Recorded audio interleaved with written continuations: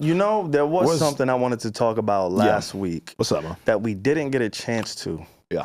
The Riyadh comedy show in Saudi Arabia. Yes. Bill Burr. It was a lot of people who actually was featured there. Bill Burr being one of, Dave Chappelle, Kevin Hart, all of the A-list comedy stars of today, all the guys who have podcasters, stand-up comedians.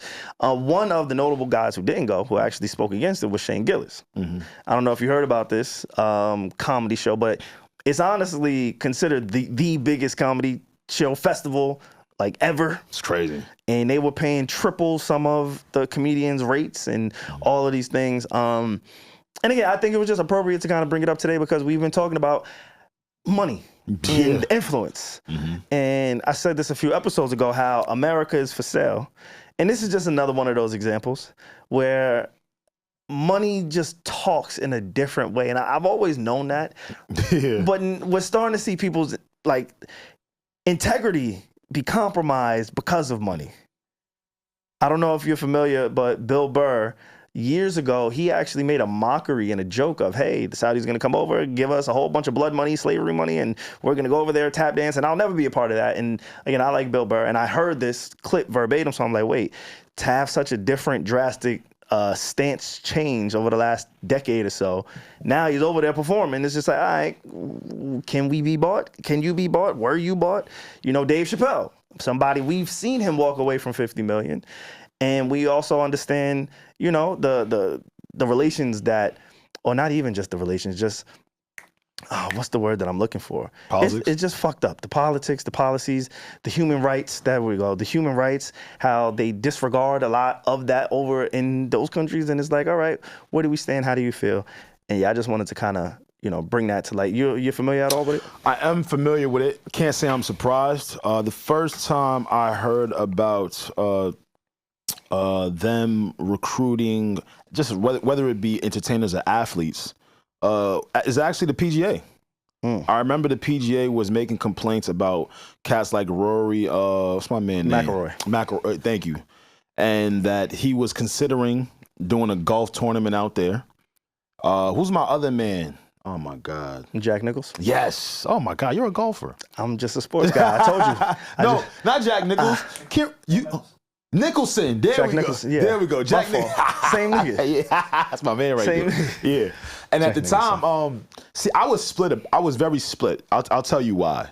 I know they've made a ton of money in their careers. I don't know what anyone's number is specifically, but I will say this. My problem with the PGA at that time was it felt like they were just trying to hinder athletes from not going to another league, right? Just trying to stop their earning potential. So for me, I was upset with that, even though I'm not like the biggest golf fan, because to me, it just felt like, okay, cool. You just want me to be attached to your org. And again, I've already kind of reached my ceiling here. And there's another person who can change my life generationally with one fucking tournament. So this doesn't surprise me. After that, they went to the WWE. The WWE has been working alongside them as well. UFC. The UFC has gotten involved. So it's interesting to kind of see it go from the sports now to the entertainment side of things. To the morality thing, unfortunately, I do feel like everybody has a number. But then I also do feel like there are people who, like, it depends on what they believe in. You know what I mean? Like, what's close to their heart, right? If certain topics, issues aren't close to people's hearts, SaVon, I don't expect for them to hold it down, per se. You know what I mean? Yep. I just expect it to be like, hey, it doesn't violate my current morals. For sure. I'm not saying that their morals can't change or not, but that's really how I view that, honestly, because the bag is there. It's just one of those things where I feel like, although it may not change anything, it's just something that hasn't really been discussed. And we spend a lot of time talking or speaking about things that really don't necessarily make a difference or make an impact. But this is something that could, you know, at some point influence the country and the way that we live and the things that we know, because they also purchased, and when I say they, I mean Saudi Arabia, a company, purchased the rights to EA Sports, which is video games. Which, again, we going back into sports and entertainment. The way that you control the minds of this people in this country is through sports and entertainment. I know for me, again, the two things that I do outside of music, in producing, in production, in film, in TV, and the things that I do for my living are video games and sports. And, you know, the foreign countries and government are now finding ways to take control and influence in our ecosystem. When I say our, I mean good old America, all right? I mean the United States of America. And it actually started, I know you mentioned the PGA, but I do want to go back a little bit more, because around the same time as they were throwing these astronomical numbers to our golf stars, they also went to soccer. Oh, shit, I didn't know that. They started with soccer and golf. Yo. Cristiano Ronaldo. I forgot about that. This past year received a 2-year. Remember that. I'm going to say this one time for you. Right?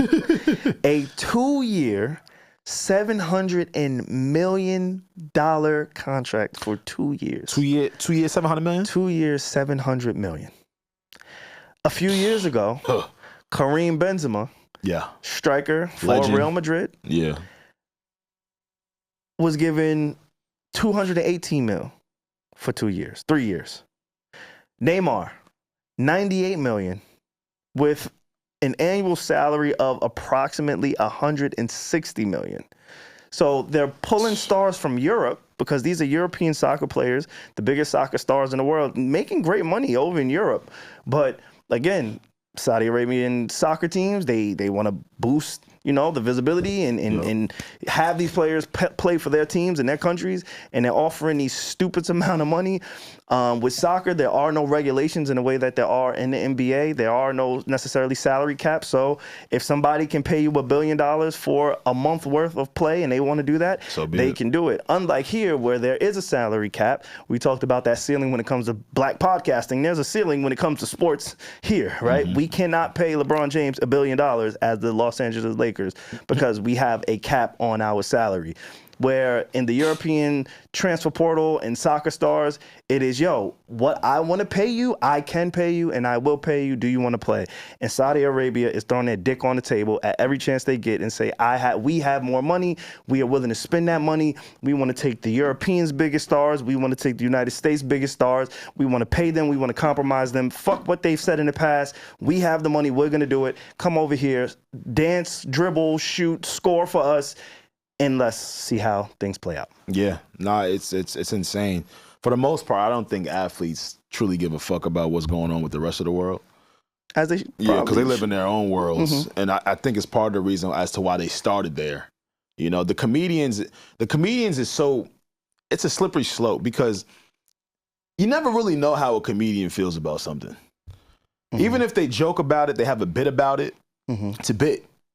You don't know their natural feelings about it, or maybe they might, so they know how to actually be on stage, right? What to lean into, what to talk about.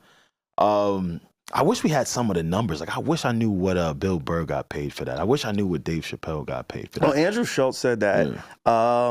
Andrew Schultz, he was one of the comedians that performed over there. He was over there too, right? Yeah, Andrew Schultz was over there. Don't surprise me, But he said people got paid up to triple whatever their rate was. Jesus. So if you were coming here in the United States and you made, let's say your rate for a tour or a show, whatever, was $200,000, they would triple it for a night and say, hey, here you go. We want you to come over here and perform. And they got the money. They got it in a real way. In a real way. In a real way. In excess. Yeah.